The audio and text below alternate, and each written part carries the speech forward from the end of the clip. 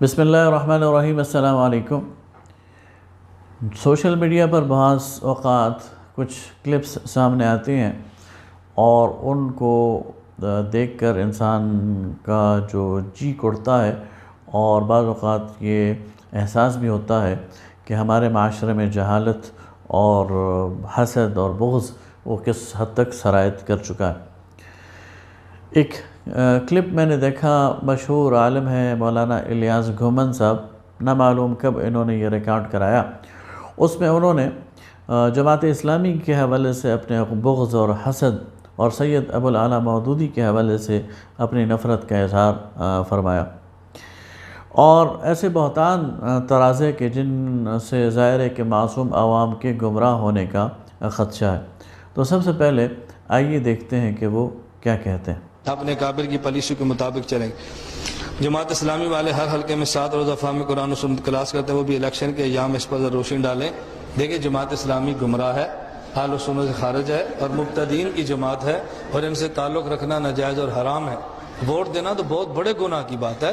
یہ میرے جذباتی فترے نہیں ہیں، میں لطیفہ کو ہنسانے والا مولوی نہیں ہوں، میرا عادت نہیں ہے یہ، میں سیدھی سیدھی بات کہتا ہوں اور میں اللہ کے جواب دوں اس بات کا اگر میں نے غلط مسئلہ بتایا۔ مودودی نے تفہیم القرآن میں بسم اللہ کا معنی غلط بیان کیا ہے، پتہ ہے پورے قرآن کا معنی کیسے وہ ٹھیک کرے گا؟ آپ جائیں نہ، ہنسے مت، مسئلہ سمجھیں۔ آپ مودودیوں سے کہو جا کر تفہیم القرآن اٹھا کے دیکھو، اس میں مودودی بسم اللہ الرحمن الرحیم کے معنی پر کہتا ہے ایک لفظ محمل ہوتا ہے جس کا اپنا کوئی معنی نہیں ہوتا، لیکن کسی کے معنی میں مبالغہ پیدا کرنے کے لفظ محمل لاتے ہیں۔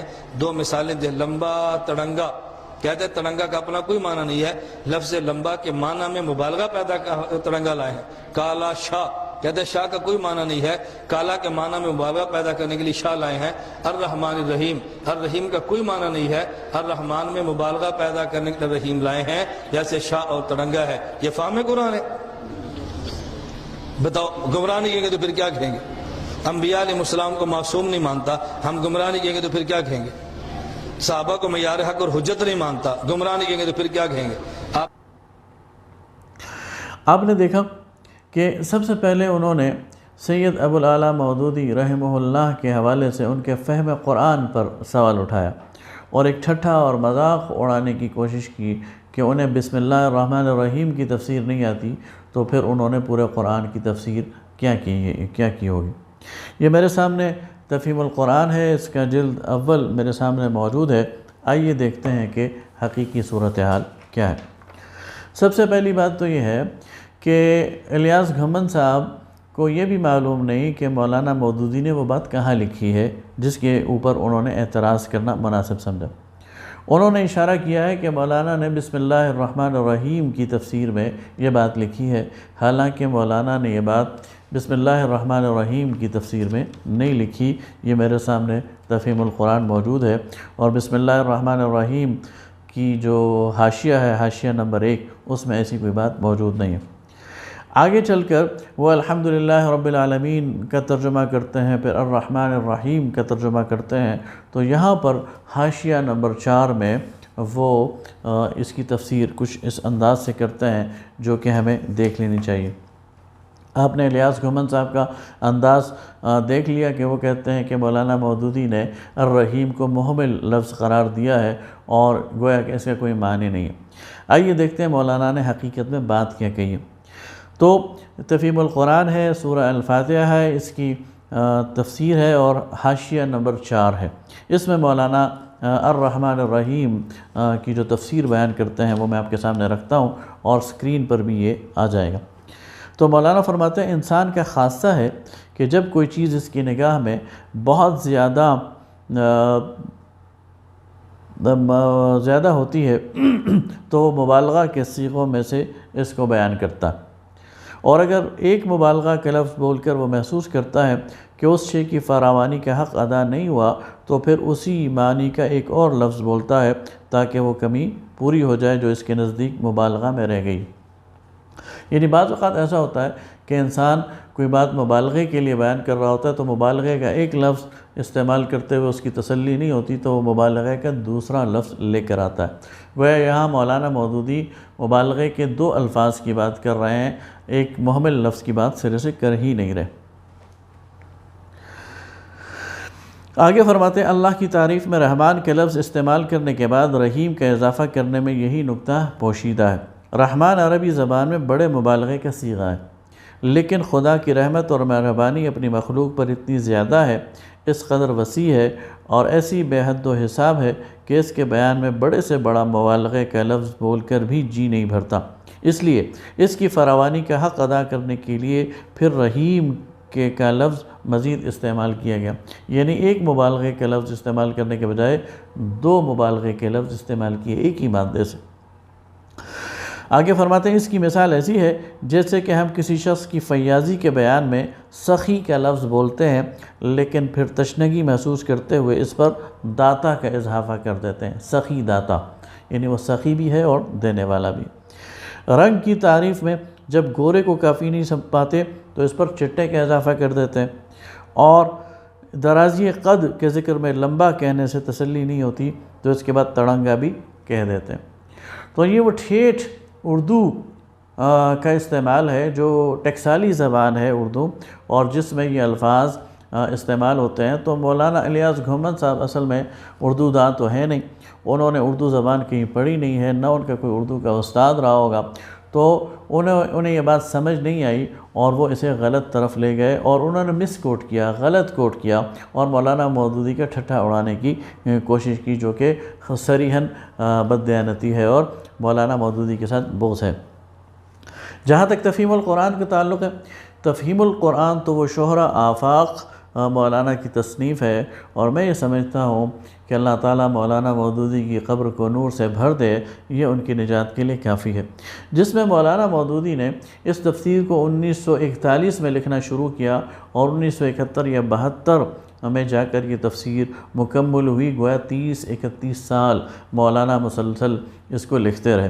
یہ وہ تفسیر ہے کہ مولانا نے سفر میں بھی لکھی، مولانا نے جیل میں بھی لکھی، مولانا نے اس کو بیماری کے حالت میں بھی نہیں چھوڑا، اور یہ وہ تفسیر ہے کہ جس کے لیے مولانا کو بعض اوقات ساری رات جاگ کر تحقیق بھی کرنی پڑتی تھی اور لکھنا بھی پڑتا تھا۔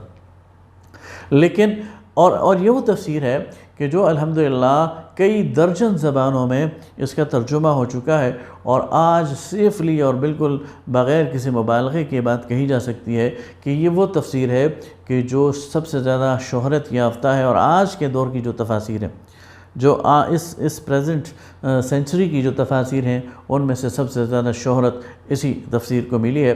اور اس تفسیر کو جب ہم پڑھتے ہیں تو اس میں جو لاجک ہے، اس کے اندر جو سائنسی حقائق کی بنیاد پر بات کی گئی ہے، اس میں جو علم الکلام بیان کیا گیا ہے، اور اس کے اندر جو شستگی ہے، جو شائستگی ہے، اور اس کے اندر جو نفاست ہے، جو سلاست ہے، وہ ایک پڑھنے والے کو اپنے اندر محو کر لیتی ہے اور اپنے اندر اس کو یعنی غوطہ زن کر لیتی ہے۔ اس لیے کسی نے بالکل ٹھیک کہا تھا کہ قرآن عربی مبین میں نازل ہوا تھا، اور سید ابوالعالیٰ مودودی نے اس کا ترجمہ اردو مبین میں کیا ہے۔ لہذا بہت بڑی یعنی بدقسمتی ہوگی اور بہت بڑا بغض اور حسد ہوگا کہ اس تفسیر سے لوگوں کو روکا جائے اور لوگوں کو گمراہ کیا جائے، تو یہ خود قرآن کے ساتھ دشمنی ہے، اور اس کے نتیجے میں قرآن کا جو راستہ ہے اس کو کھوٹا کرنے کی ایک کوشش کی گئی۔ اسی کلپ میں الیاس گھومند صاحب نے ایک اور گھسا پٹا اعتراض جڑ دیا کہ مولانا مودودی عصمت انبیاء کے منکر ہیں۔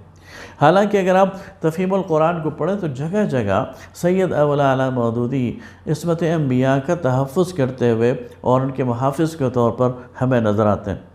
اسرائیلی روایات میں انبیاء پر بڑے گھناؤنے الزامات لگائے گئے ہیں، لیکن ان مقامات پر جب تفہیم القرآن میں بات آتی ہے تو مولانا مودودی ان کو رد کرتے ہیں، اور ان مفسرین کو بھی رد کرتے ہیں جنہوں نے اسرائیلی روایات سے متاثر ہو کر ان روایات کو قرآن کی تفسیر میں درج کیا ہے، اور بالکل صاف انداز سے کہتے ہیں کہ انبیاء کی زندگیاں اس سے بہت بلند اور بالا تر ہیں۔ یہ سید ابوالعالیٰ مودودی ہیں جنہوں نے حضور اکرم صلی اللہ علیہ وسلم کی تفسیر کو اور آپ کی سیرت کو بھی بیان کیا ہے، اور موجودہ دور میں جو انکار سنت کا فتنہ ہے اور موجودہ دور میں جو قادیانیت کا فتنہ ہے، اس کے لیے شمشیر برہنہ لے کر وہ میدان میں اتریں۔ مولانا مودودی کی سنت کی آئینی حیثیت وہ پرویزیت اور انکار حدیث کے خلاف ایک برہنہ تلوار ہے، اور اسی طرح مولانا کا قادیانی مسئلہ اور سورہ احزاب کی جو ان کی تشریح ہے، ما کان محمد ابا احد من رجالکم ولکن رسول اللہ وخاتم النبیین، تو وہ ایسی زبردست اور کلاسیکل چیز ہے کہ جس نے قادیانیوں کا ناطقہ بند کر دیا، اور ان کا قادیانی مسئلہ تو وہ شہر آفاق کتاب ہے کہ جس کی بنیاد پر وہ پھانسی کے پھندے تک پہنچ گئے تھے، لیکن اللہ تعالیٰ نے ان کی حفاظت فرمائی۔ تیسری بات انہوں نے وہی گھسا پٹا اعتراض کیا کہ مولانا مودودی صحابہ کرام کو معیار حق نہیں سمجھتے۔ دیکھیے معیار ایک ہی ہوتا ہے، سٹینڈرڈ ایک ہی ہوتا ہے، باٹ ایک ہی ہوتا ہے، اور اس باٹ کے مطابق پھر لوگوں کو تولا جاتا ہے، اجناس کو تولا جاتا ہے، اشیاء کو تولا جاتا ہے۔ اس کی میں مثال دیتا ہوں کہ 1 کلو کا باٹ اور اس کا جو وزن ہے وہ باٹ کے صورت میں وہ ہمارے سامنے موجود ہوتا ہے۔ اس کے مطابق آپ جو ترازو ہے اس کے دوسرے پلڑے میں 1 کلو چینی رکھتے ہیں تو وہ 1 کلو چینی وہ پورا اترتی ہے اس باٹ پر، لیکن خود باٹ نہیں بن جاتی، باٹ وہ وہی رہتا ہے۔ اسی طرح جب ہم کہتے ہیں کہ معیار حق، تو معیار حق تو صرف اللہ اور اس کا رسول صلی اللہ علیہ وسلم ہے۔ صحابہ کرام رضوان اللہ تعالی علیہم اجمعین کی جماعت اس معیار پر پورا اترنے والی ہے۔ من حیث الجماع صحابہ کرام رضوان اللہ تعالی علیہم اجمعین نے اپنی زندگیوں میں ثابت کیا کہ وہ اس معیار پر پورا اتریں، لیکن معیار تو پھر بھی اللہ کے رسول صلی اللہ علیہ وسلم ہے۔ اچھا، یہ بات ایسی ہے کہ جو خود یہ لوگ بھی سمجھتے ہیں، لیکن شاید مولانا کی باتیں نہ سمجھ نہیں آئی۔ مثلا جب فقہی مباحث آتے ہیں، جب شریعت کے بہت سارے اور کلامی مباحث آتے ہیں، تو یہی لوگ ہمیں بتاتے ہیں کہ حضرت ابن عباس جو صحابی ہیں لیکن ان کے بعض اقوال کو یہ نہیں مانتے، ان کے بعض فقہی آراء کو یہ نہیں مانتے۔ اب اگر یہ صحابہ کو معیار حق مانتے ہیں تو پھر حضرت ابن عباس کے ہر قول کو ان کو ماننا چاہیے۔ لیکن میں آپ کو اس کی مثال دیتا ہوں کہ جس طرح وراثت کا قانون ہے، اس میں جو آیت ہے فوق اثنتین، کہ جو اگر کسی میت کی ایک بیٹی ہو تو اس کو میت کی وراثت میں سے آدھا حصہ ملے گا، لیکن اگر وہ 2 یا 2 سے زیادہ ہوں تو پھر وراثت میں سے 2/3 ملے گا۔ لیکن ابن عباس فوق اثنتین کا مطلب یہ لیتے ہیں کہ ایک بیٹی کو بھی آدھا حصہ ملے گا، اور اگر 2 بیٹیاں ہوں گی تب بھی آدھا حصہ ملے گا، ہاں 3 ہوں گی تو پھر اور اس سے زیادہ ہوں گی تو انہیں 2/3 ملے گا۔ لیکن امت کی اکثریت نے ابن عباس کی اس رائے کو قبول نہیں کیا، گویا ان کی رائے سے اختلاف کیا۔ اب اگر ابن عباس معیار حق ہیں تو پھر ان کی رائے سے اختلاف کیسا؟ اسی طرح یہی احناف ہمیں بعض اوقات صحابہ کرام رضوان اللہ تعالی علیہم اجمعین کا قول چھوڑ کر تابعین کا قول اختیار کرتے ہوئے نظر آتے ہیں۔ ہمیں نظر آتا ہے کہ ابن عمر رضی اللہ تعالیٰ عنہ کا قول چھوڑتے ہیں اور ابراہیم نخعی کا قول اختیار کر لیتے ہیں، تو پھر کیسے صحابہ کرام جو ہے وہ معیار حق ہو گئے؟ تو اس کا مطلب یہ ہے کہ صحابہ کرام رضوان اللہ تعالیٰ علیہم اجمعین بحیثیت جماعت اس معیار پر پورے اترنے والے تھے جو اللہ کے رسول صلی اللہ علیہ وسلم نے مقرر کیا تھا، اور یہ خود اللہ نے مقرر کیا، اس لیے فرمایا ما آتاکم الرسول فخذوہ وما نہاکم عنہ فانتہوا، رسول جو تمہیں دے وہ لے لو اور جس سے روکے رک جاؤ۔ اور فرمایا کہ لقد کان لکم فی رسول اللہ اسوۃ حسنہ، تمہارے لیے رسول اللہ کی زندگی میں بہترین نمونہ ہے۔ اور فرمایا کہ اطیعوا اللہ واطیعوا الرسول، اللہ کی اطاعت کرو اور اس کے رسول کی اطاعت کرو۔ اور فرمایا من یطع الرسول فقد اطاع اللہ، جس نے رسول کی اطاعت کی اس نے گویا اللہ کی اطاعت کی۔ تو گویا اللہ نے نبی کریم صلی اللہ علیہ وسلم کو معیار مقرر کیا، ٹیکسال مقرر کیا، آپ کی مہر جس چیز پر ہوگی وہ فائنل ہے، وہ اتھارٹی ہے۔